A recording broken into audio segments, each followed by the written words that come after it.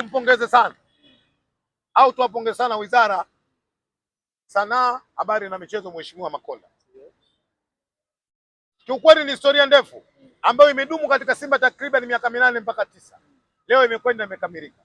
Tunachokiamini wana Simba, mwanga wa kuiona Simba la kwenda kufanya mabadiliko makubwa umetimia.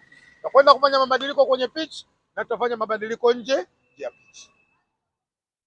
Jana wakati nipo namsikiliza msajili wa vyama vya michezo, msajili wa katiba wa baraza la michezo BMT, kuna kipande amesema mchakato wa Simba unakwenda kukamilika, na unapokwenda kukamilika basi Simba ndio atakuwa na vioo kwa vilabu vingine, ili wao watajifunza kwa Simba waweze kufanikiwa kwa urahisi.